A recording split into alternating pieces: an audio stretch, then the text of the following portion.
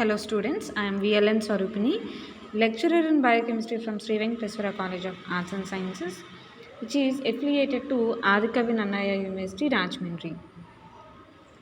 Now, I would like to discuss about first semester, that is first BSc first semester biochemistry paper, that is analytical skills. So, we are seeing topics from Unit 1 and here we are discussing about the pH. In the previous classes, we have discussed pH, its measurement, applications and all. Now we will see about other aspect, that is pKa and pKa value, which is related to pH. So, to understand pKa value, first let's see what is ionization of water. Okay. So here pure water is a neutral one. That means it contains neutral pH. Neutral pH. Why it contains neutral pH? There will be equal amount of H plus ions and OH minus ions. Okay. So because of that, the water which is in the purest form will show neutral pH, and if there is any addition of any chemical or any other substance, what happens? pH of water will change. So if we add acidic compounds, that particular water pH will turn to acidic pH, and if we add basic compounds, it will change to basic pH. So based on the type of mixture that we add to the water, the pH will vary. Okay. So ఇక్కడ water అనేది ఎప్పుడు కూడా pure ఫామ్లో ఉంటే అది న్యూట్రల్గా ఉంటుంది. ఎందుకు? అందులో H plus ions, OH minus ions ఎప్పుడూ కూడా ప్యూర్ వాటర్లో ఈక్వల్ కాన్సన్ట్రేషన్లో ఉంటాయి. అంటే number of H plus ions are equal to number of OH minus ions. So అలా ఉండడం వల్ల ఆ pH అనేది ఎప్పుడు కూడా న్యూట్రల్గా ఉంటుంది. కానీ ఆ ప్యూర్ వాటర్లో మనం ఏదైనా సబ్స్టెన్స్ యాడ్ చేసినా, ఏదైనా మిక్స్చర్ యాడ్ చేసినా, ఆ ప్యూర్ వాటర్ యొక్క pH అనేది మారుతుంది. ఓకే. ఇక్కడ ఆ pH మార్పు మనం ఏదైతే కాంపౌండ్ యాడ్ చేస్తామో దాన్ని బేస్ చేసుకొని అక్కడ pH కూడా మారుతుంది. అంటే మనం ఎసిడిక్ pH ఉండే కాంపౌండ్స్ని కానీ ఎసిడిక్ కాంపౌండ్స్ని కానీ యాడ్ చేసినప్పుడు అక్కడ ప్యూర్ వాటర్, అంటే అఫ్కోర్స్ మనం ఆ మిక్చర్ని యాడ్ చేశాక it is no longer a pure water, దాన్ని మనం ప్యూర్ వాటర్ అనం. ఎందుకు? దాంట్లో ఒక మిక్చర్ అనేది మనం యాడ్ చేసాం కాబట్టి. సో ఎసిడిక్ కాంపౌండ్స్ కనుక మనం యాడ్ చేస్తే అది ఎసిడిక్ pHని చూపిస్తుంది. అలాగే మనం బేసిక్ pH ఉండే కాంపౌండ్స్ని కనుక మనం యాడ్ చేస్తే బేసిక్ pHని అది చూపిస్తుంది. సో ఇక్కడ మీరు H2O ఈక్వేషన్ చూస్తే H2O gives rise to H plus OH minus, and ఇది ఏంటి? Reversible reaction. అంటే ఆ H plus ion OH minus ion మళ్ళీ కంబైన్ అయ్యి H2Oని ఫామ్ చేయగలం అన్నమాట. ఓకే. సో ఇది అయనైజేషన్ ఆఫ్ వాటర్. అంటే ఏంటి? Equal H plus ions, OH minus ions ఉండడము, అది న్యూట్రల్ pHని చూపిస్తాయి ఆ వాటర్ యొక్క అయనైజేషన్ని మనం క్యాలిక్యులేట్ చేసుకుంటే. అండ్ అంటే న్యూట్రల్ ప్యూర్ వాటర్ని మనం pH చెక్ చేసుకుంటే అది అయనైజేషన్ని బేస్ చేసుకుని న్యూట్రల్ pHని చూపిస్తుంది. సో ఇక్కడ ఇందాక మనం చూసిన రియాక్షన్ ఏదైతే ఉందో, సో అక్కడ ఏం చూసాం? H2O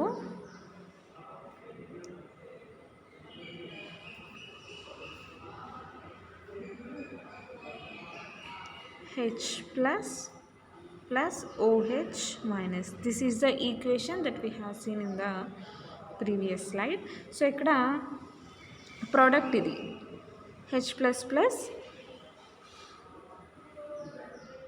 so this is the product H plus OH minus. So ఇక్కడ చూసుకుంటే the product H plus and OH minus, the ionic product of water is constant even when additional acid base pairs are dissolved in the water. So ఇక్కడ ఏం చెప్తున్నాడు, ఈ ionic product of water, ఈ product ఏదైతే ఉందో H+ and OH- అనేది అది addition of acid base pairs అనేది మనం యాసిడ్ బేస్ పేర్స్ అనేవి మనం యాడ్ చేసినా కానీ అక్కడ అయానిక్ ప్రోడక్ట్ అనేది మార్పు చెందదు. అంటే ఏంటి, ఇక్కడ ప్యూర్ యాసిడ్స్ని కానీ ప్యూర్ బేసెస్ని కానీ మనం యాడ్ చేసినప్పుడు వీటిల్లో మార్పులు వస్తాయి.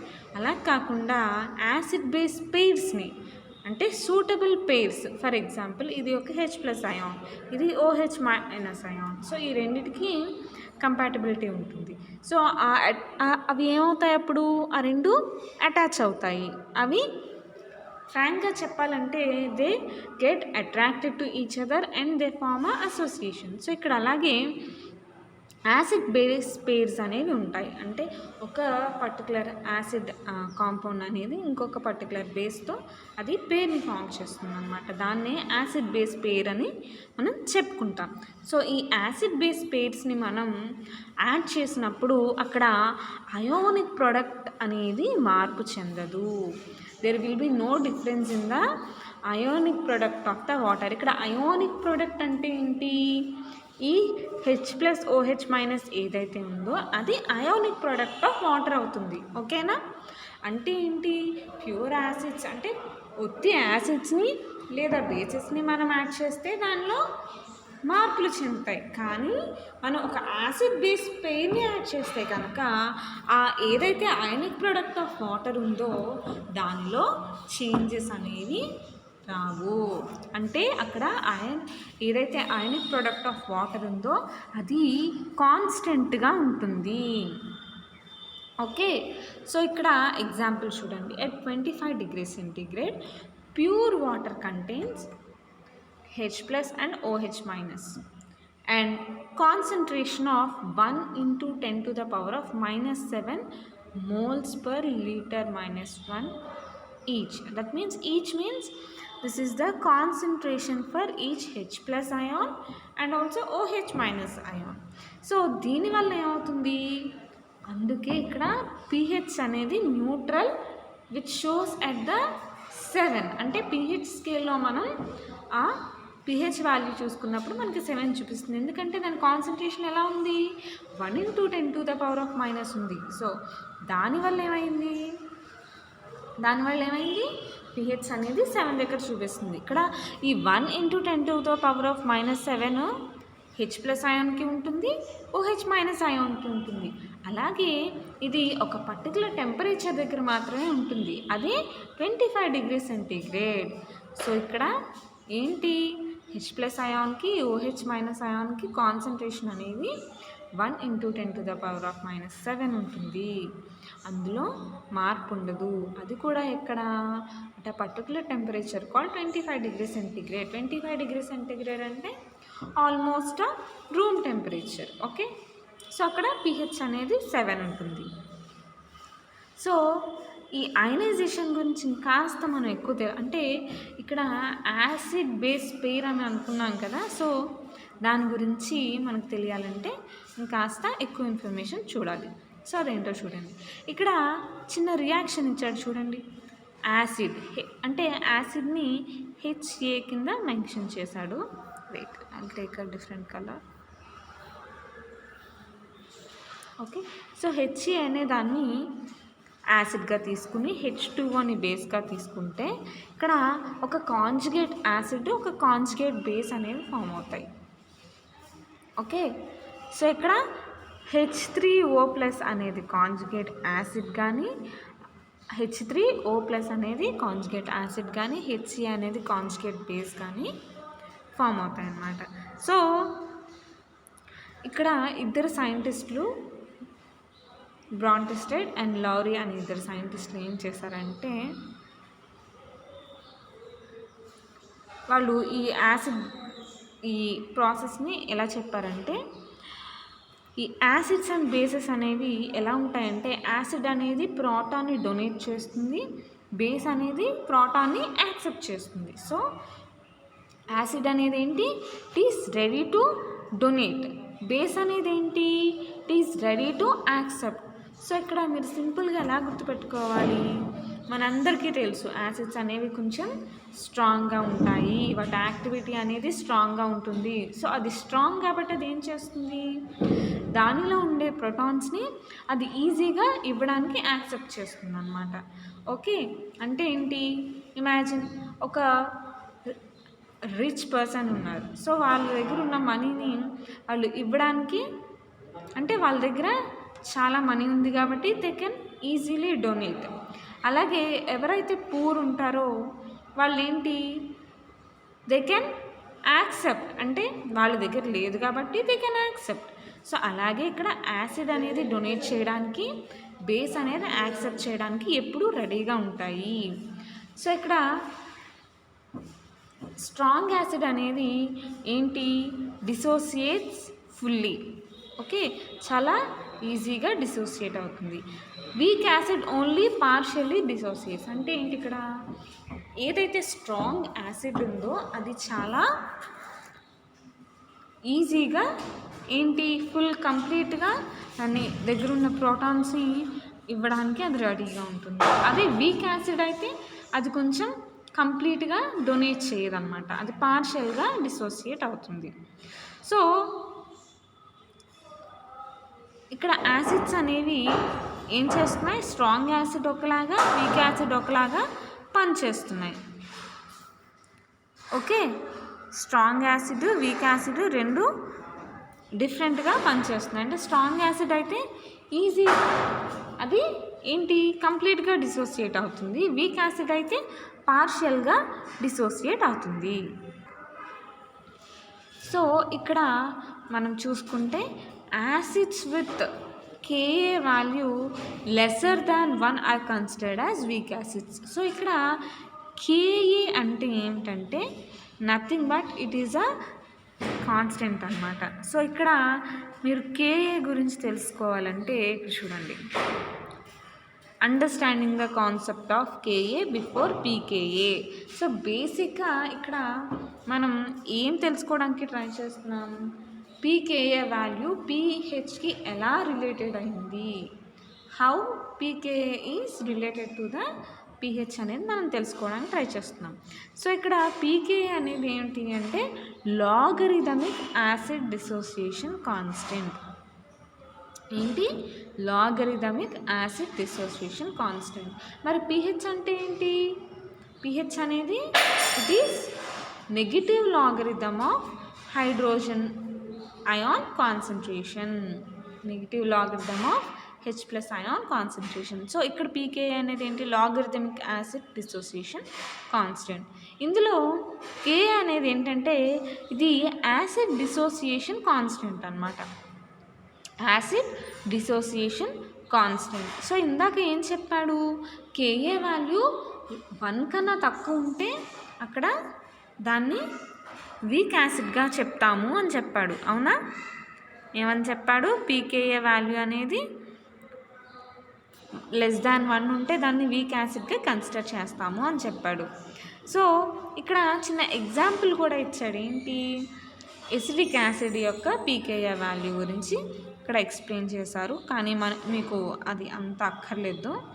సో ఇక్కడ pH అనేది ఎసిడిటీకి మెషర్ అయితే pKa అనేది ఆ యాసిడ్ స్ట్రెంగ్త్కి మెషర్ అన్నమాట. అంటే ఎంత ఎసిడిటీ ఉంది అనేది మనకి pH ద్వారా తెలిస్తే pKa వాల్యూ ద్వారా ఏం తెలుస్తుంది, ఆ యాసిడ్ యొక్క స్ట్రెంగ్త్, అంటే అది ఎంత డిసోసియేట్ అవుతుంది, అంటే యాసిడ్ డిసోసియేషన్ కాన్స్టెంట్, అది ఎంత ఈజీగా దాని ప్రోటాన్స్ని డొనేట్ చేస్తుంది అనేది ఇక్కడ pKa ఒక కాన్సెప్ట్ అన్నమాట.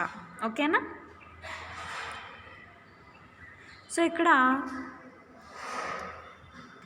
ప్రోటాన్ని తీసుకోవడం అంటే protonation అంటారు. It is the addition of a proton to an atom or molecule or ion. So ఇక్కడ బేసెస్ అనేవి ఏంటి, ఎప్పుడు ప్రొటీనేట్ అవుతూ ఉంటాయి. అండ్ డీప్రోటీనేషన్ అనేది ఏంటి, removal of proton, that is H+ ion అనేది రిమూవ్ అయ్యి అది వేరే వాళ్ళకి డొనేట్ చేయడం అనమాట. So deprotonation is the removal of a proton that is H+ from a molecule forming a conjugate base. So ఇక్కడ H+ అయాన్స్ అనేవి ఏంటి, యాసిడ్స్లో ఉండే అయాన్స్.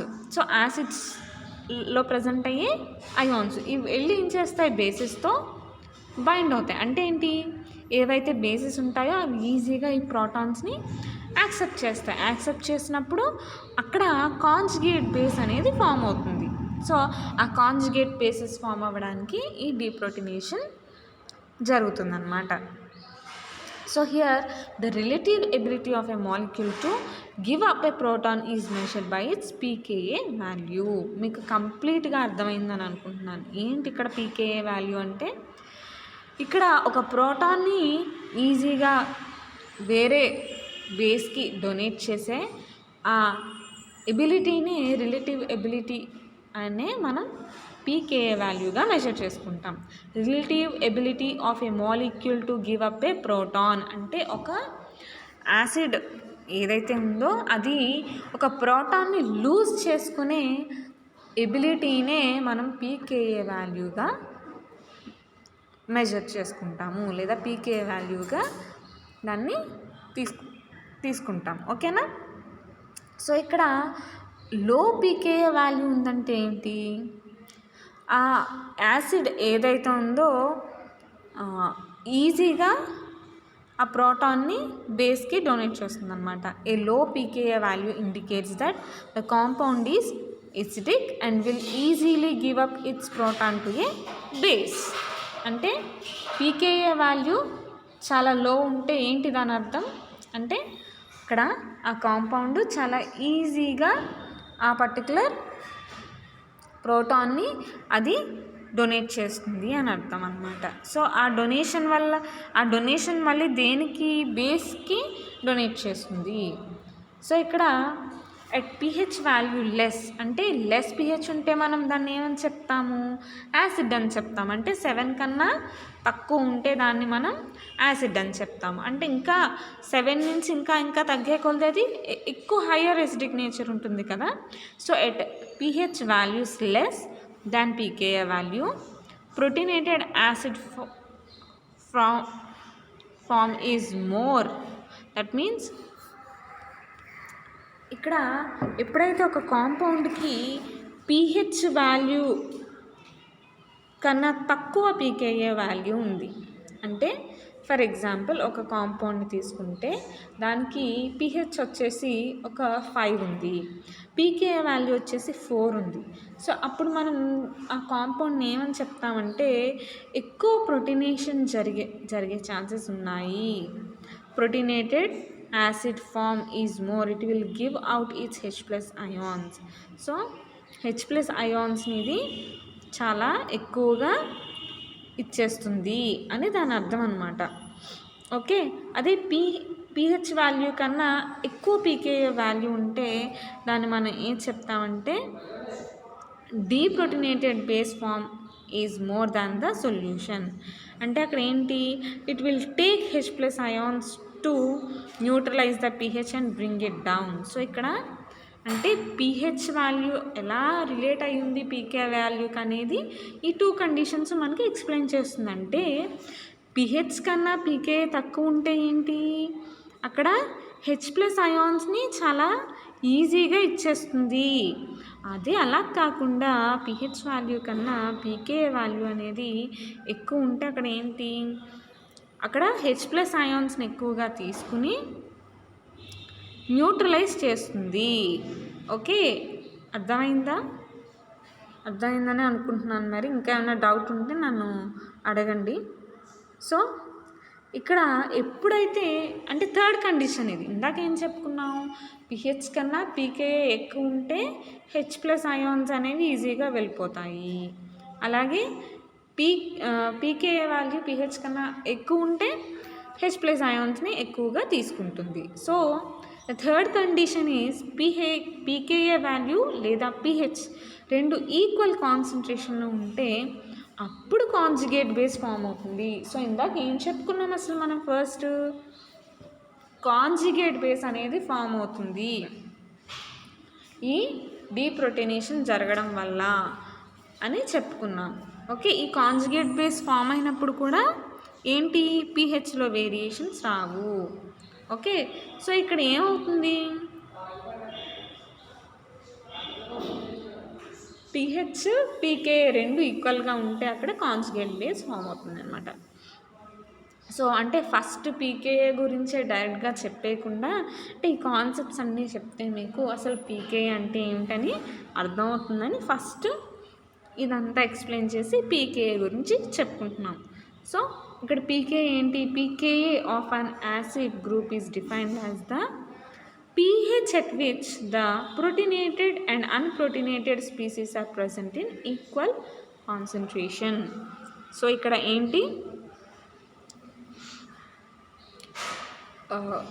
ఈ పీకేఏ వాల్యూ అనేది మనం ఎక్కువగా యాసిడ్ గ్రూప్స్కి కన్సిడర్ చేస్తాం. సో యాసిడ్ గ్రూప్కి కన్సిడర్ చేసినప్పుడు దాన్ని ఎలా డిఫైన్ చేసుకుంటాము, a particular pH at which protonated and unprotonated species are present in equal concentration. So pKa value of an acid group, what it explains means at a particular pH both protonated అంటే H plus ionsని ఈజీగా loose చేసుకునేవి, అన్ప్రోటీనేటెడ్ అంటే H plus ionsని ఈజీగా accept చేసేవి. So donors acceptors రెండు species కూడా equal కాన్సన్ట్రేషన్లో ఉన్నప్పుడు pKa value అనేది మనం ఈ పిహెచ్ దగ్గర చూసుకుంటాం అన్నమాట. సో మీకు అర్థమైందా పిహెచ్ కానీ పీకేఏ కానీ ఎలా రిలేట్ అయి ఉన్నాయో. సో ఇక్కడ పిహెచ్ అనేది పీకేఏతో ఎలా రిలేట్ అయ్యింది, ఈ ప్రోటీనేషన్ అండ్ అన్ప్రోటీనేషన్ ఆస్పెక్ట్స్ మీద ఇది ప్రజెంట్ అయి ఉంటుంది. సో ఇక్కడ పీకేఏ ఆఫ్ అన్ యాసిడ్ గ్రూప్ని మనం ఎలా డిఫైన్ చేస్తాం, at a particular pH both protonated and unprotonated species will be at an equal concentration. So the exact probability that a molecule will be protonated or deprotonated depends on the pKa of the molecule and the pH of the solution. So ఇక్కడ ఏదన్నా ఒక compound ప్రొటీనేట్ అవుతుందా లేదా డీప్రొటీనేట్ అవుతుందా అనేది వేటి మీద base అయి ఉంటుంది, పీకేఏ వాల్యూ మీద పిహెచ్ వాల్యూ మీద డిపెండ్ అయి ఉంటుంది. ఓకే, సో దీన్ని ఎక్స్ప్లెయిన్ చేయడానికి మనకి హ్యాండర్సన్-హెసెల్బ్లెచ్ ఈక్వేషన్ అనేది ఉంటుంది. So the quantitative relationship between pH and pKa is described by the Henderson Hasselbalch equation. So ఇక్కడ pH is equal to pKa plus log A minus by HA. So దీన్ని బేసిక్గా ఎలా రాయాలంటే సో ఇలా వస్తుంది. So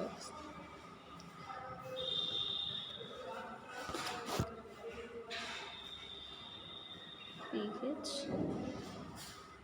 is equal to pKa plus log A minus by HA. So ఇలా రాయాలి దీన్ని, ఓకేనా. సో ఇది ఈక్వేషన్.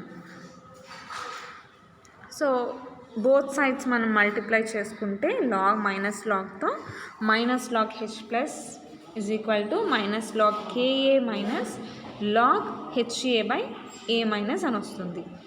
దాన్ని మనం ఎలా రాసుకోవచ్చు, pH is equal to pKa minus log HA by A minus అనేది మనం ఇది ఫైనల్గా వస్తుంది అన్నమాట, ఓకేనా. సో ఇది ఈక్వేషన్ ఏంటి, పిహెచ్ అండ్ పీకేఏని ఎక్స్ప్లెయిన్ చేయడానికి. సో ఇప్పుడు అర్థమైందా మీకు పీకేఏ అంటే ఏంటి, it is a logarithmic acid dissociation constant. ఇక్కడ కేఏ అనేది ఏంటి, nothing but acid dissociation constant. and is quantitative measurement of a strength of an acid in a solution. ఒక యాసిడ్ స్ట్రెంగ్త్ని మనం సొల్యూషన్లో ఎలా చెప్పుకుంటాము, పీకేఏ కింద మెజర్ చేసుకుంటాము. ఓకే, సో ఇక్కడ ఎగ్జాంపుల్ ఇచ్చారు, చిన్న ఎగ్జాంపుల్ చూడండి. సో ఇక్కడ హెచ్ఏ అనేది ఒక కాంపౌండ్ అని మనం తీసుకున్నాం. సో ఈ హెచ్ఏలో H plus ion, A minus ion ఉన్నాయి. ఈ హెచ్ ప్లస్ అయాన్కి, ఏ మైనస్ అయాన్కి పీకేఏ వాల్యూ మనం మెజర్ చేస్తే, ఆ రియాక్షన్కి మనం పీకేఏ వాల్యూ రాస్తే KE is equal to,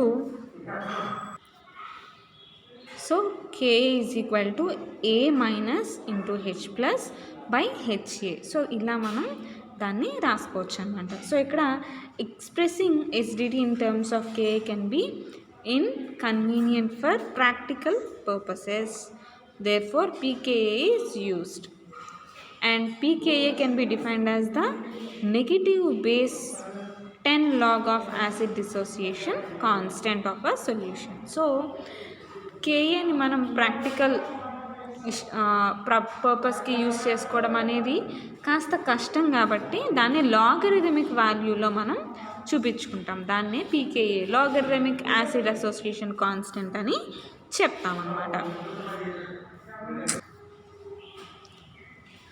and ఈ లాగరిథమిక్ వాల్యూలో మనం ఈ డిసోసియేషన్ కాన్స్టెంట్ని, యాసిడ్ డిసోసియేషన్ కాన్స్టెంట్ని ఎక్స్ప్లెయిన్ చేసుకుంటాం అన్నమాట.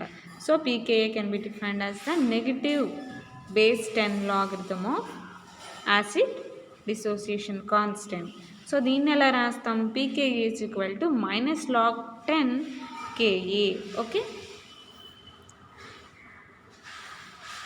సో వీక్ యాసిడ్ అనేది పీకేఏ వాల్యూ రేంజ్ ఎలా ఉంటుంది అంటే -2 నుంచి 12 వరకు ఉంటుంది. అంటే ఒక వాటర్లో వీక్ యాసిడ్ని మనం ప్లేస్ చేసినప్పుడు అక్కడ దాని పీకేఏ వాల్యూ రేంజ్ ఎలా ఉంటుంది, -2 నుంచి 12 వరకు ఉంటుంది.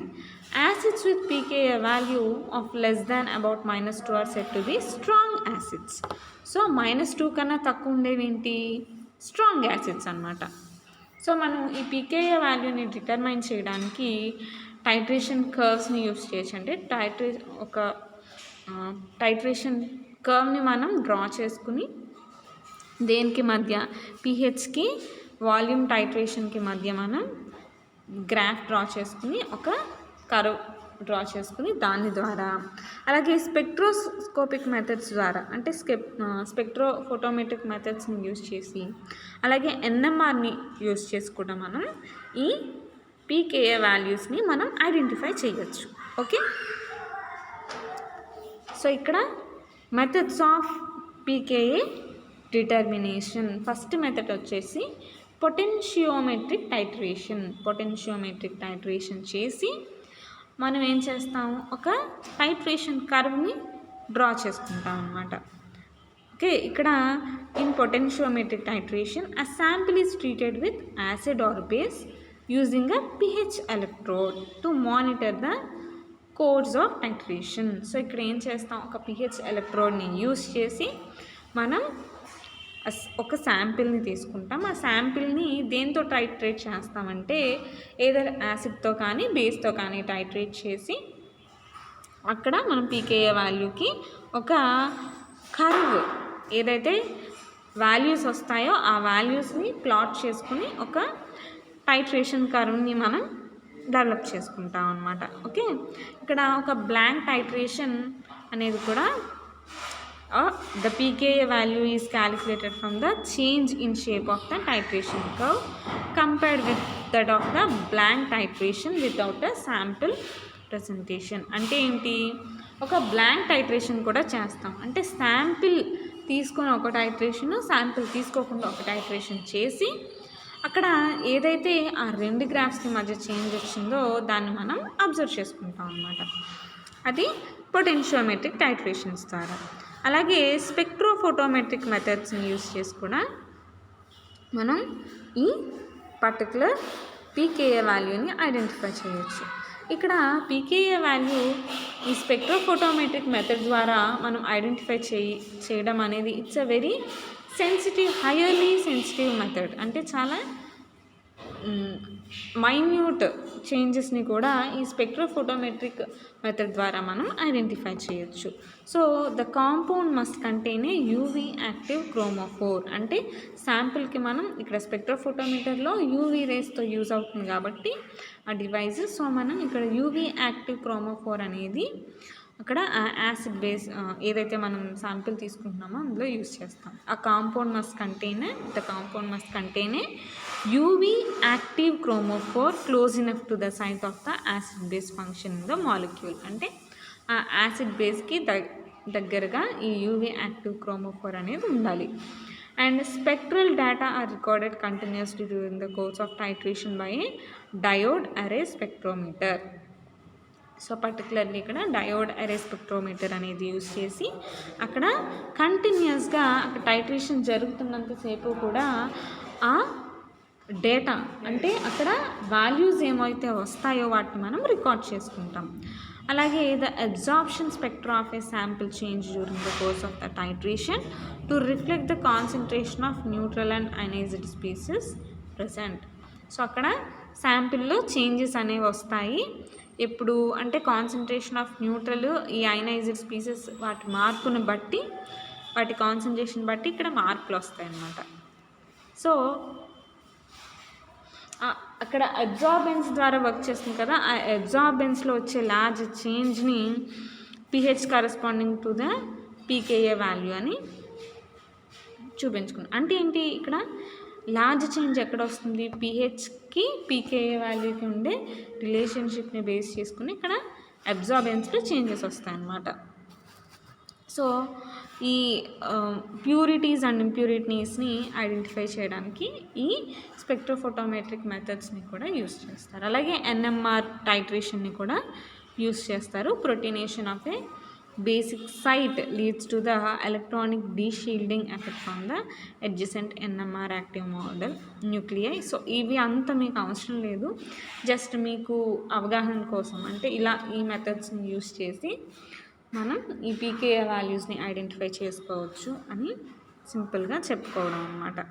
అలాగే లిక్విడ్ క్రోమటోగ్రఫీని యూస్ చేసి కంప్యూటేషనల్ మెథడ్స్, కంప్యూటేషనల్ అంటే ఇవి చాలా సొఫిస్టికేటెడ్ టెక్నాలజీస్ అన్నమాట.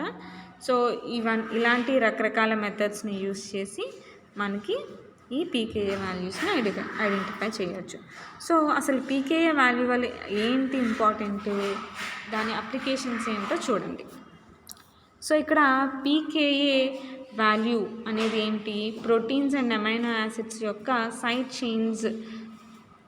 pKa values of proteins and amino acid side chains are of major importance for the activity of enzymes and the stability of the proteins.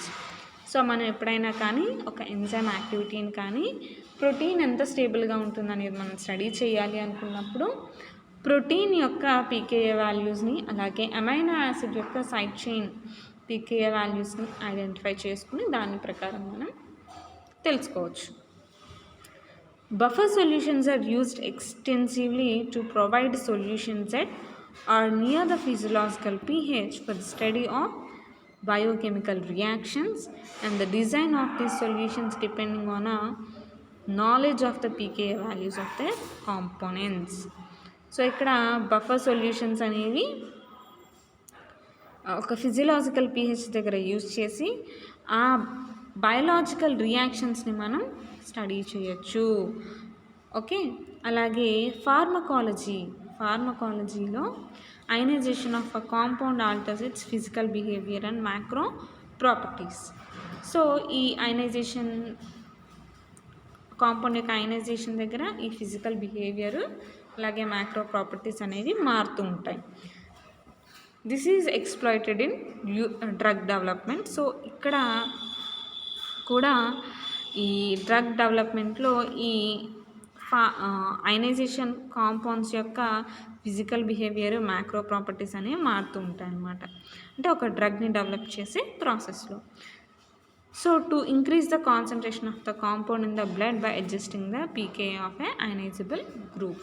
So ఏదైతే డ్రగ్ని develop చేస్తున్నారో అది ఒక person are patient బాడీలోకి వెళ్ళినప్పుడు దాని concentration increase అయ్యేలాగా ఆ కాంపౌండ్ యొక్క పీకేఏ వాల్యూని లేదా ఆ కాంపౌండ్లో ఉండే అయనైజబుల్ గ్రూప్స్ యొక్క పీకేఏ వాల్యూని అడ్జస్ట్ చేయడం వల్ల ఏమవుతుంది, అంటే ఆ డ్రగ్ డెవలప్ చేసే ప్రాసెస్లో ఆ కాంపౌండ్లో ఉండే అయనైజబుల్ గ్రూప్స్ యొక్క పీకేఏ వాల్యూ అడ్జస్ట్ చేయడం వల్ల ఆ డ్రగ్ని తీసుకున్నప్పుడు ఆ హ్యూమన్ బీయింగ్లో ఆ బ్లడ్లో అది మిక్స్ అయ్యాక ఆ కాంపౌండ్ యొక్క కాన్సన్ట్రేషన్ అనేది ఇంక్రీజ్ అవుతుంది అన్నమాట. దాని ద్వారా ఆ డ్రగ్ ఎఫెక్ట్ అనేది ఇంకాస్త ఎఫెక్టివ్గా ఉంటుంది. సో అలాగే కెమికల్ ఓషనోగ్రఫీలో కూడా ఈ పీకేఏ వాల్యూ అనేది యూజ్ అవుతుంది. సెలినిటీస్ ఉంటాయి కదా, సీ వాటర్ యొక్క సెలినిటీ ఐడెంటిఫై చేయడానికి అవి. ఓకేనా? సో ఇవన్నీ కూడా పీకేఏ వాల్యూస్ యొక్క అప్లికేషన్స్. సో దీంతో మీకు pH టాపిక్ అనేది కంప్లీట్ అయింది. బట్ బఫర్స్ అనేది చూడాలి. నెక్స్ట్ క్లాస్లో బఫర్స్ గురించి తెలుసుకోవచ్చు. Okay, we'll see about buffers in the next class, and if you have any doubts please contact me. Thank you students.